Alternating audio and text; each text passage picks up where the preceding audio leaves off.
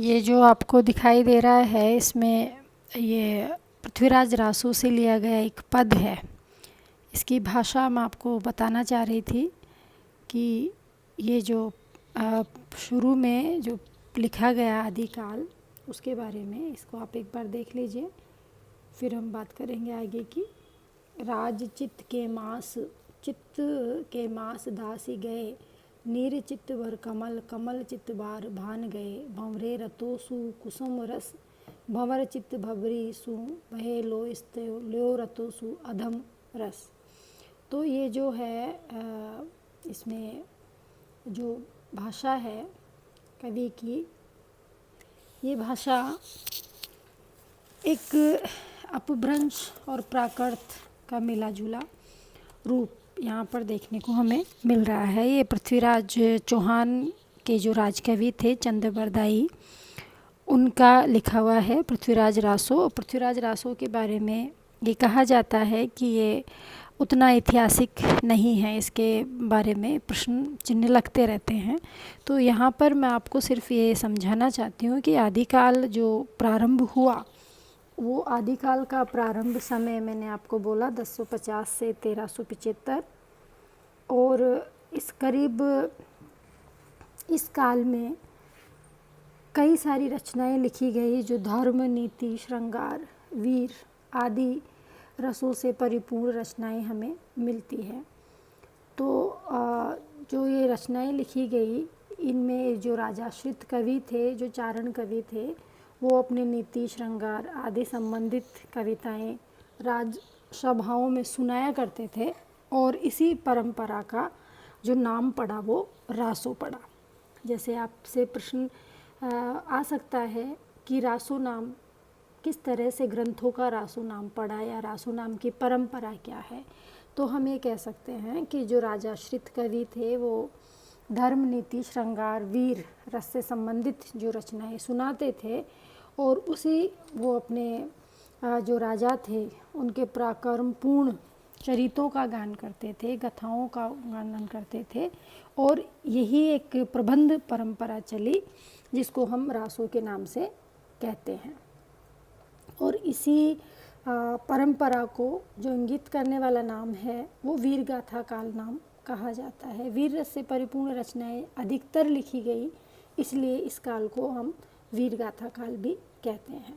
तो आप बीए प्रथम वर्ष में हैं और आपको आदिकाल और भक्तिकाल पढ़ना है, तो हम अभी पढ़ रहे हैं आदिकाल, उसका संक्षिप्त परिचय, उसके बारे में कि किस तरह उसको एक दूसरा नाम वीर गाथा काल भी कहा जाता है। दूसरी बात यह है कि इस काल में जो साहित्यिक सामग्री हमें मिलती है, जैसे पृथ्वीराज रासो और बहुत सारी जो मिलती है किताबें, उनके बारे में असंदिग्ध है, वो साहित्यिक सामग्री है, तो उसमें कुछ तो असंदिग्ध है और कुछ संदिग्ध है।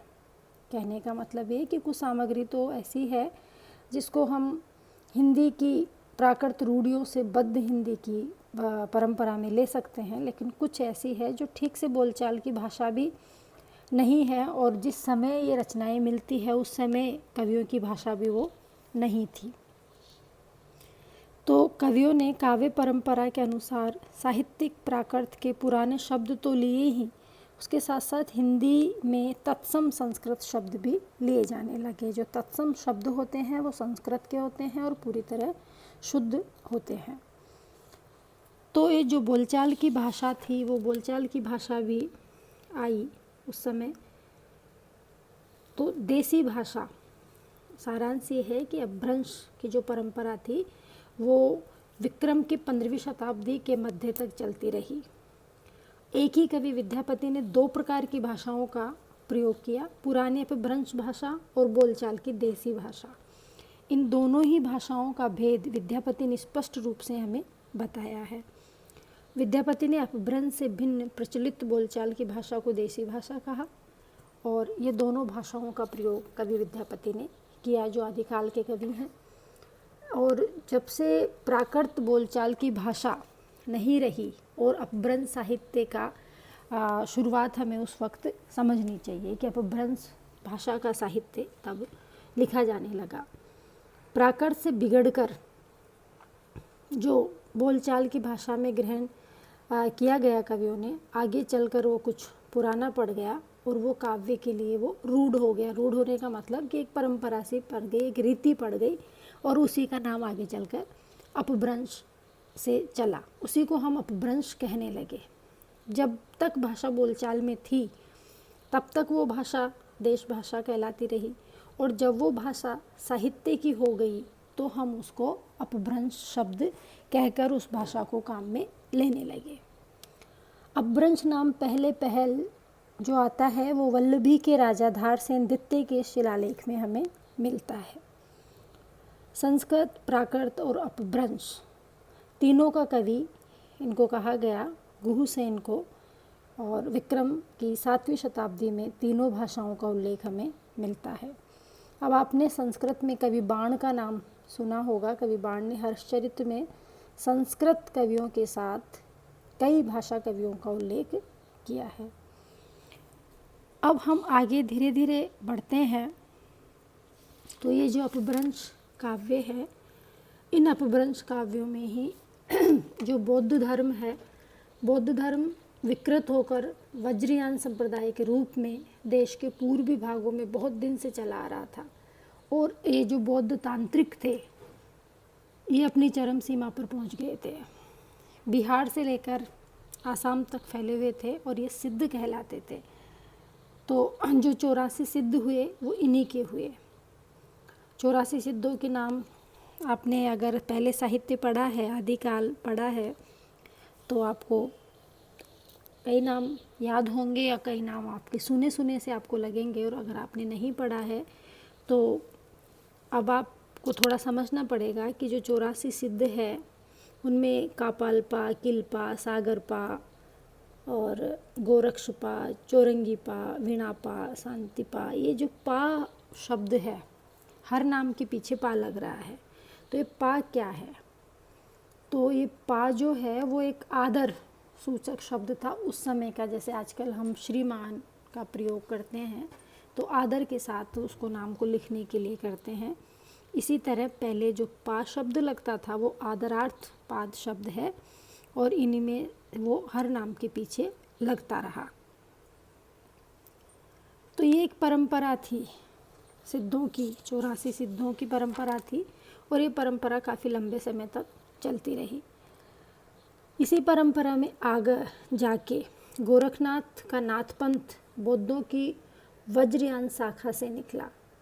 गोरखनाथ का नाथपंथ, आप नाथ जानते होंगे, नाथ जोगी जो आते हैं गाँव में भी आपने देखे होंगे कि कानों में बड़े बड़े कुंडल वो लोग पहन के आते हैं, तो उनको नाथ संप्रदाय से संबंधित हम मानते हैं। तो इन्होंने क्या किया, गोरखनाथ का जो नाथ पंथ है वो बौद्धों की वज्रयान शाखा से निकला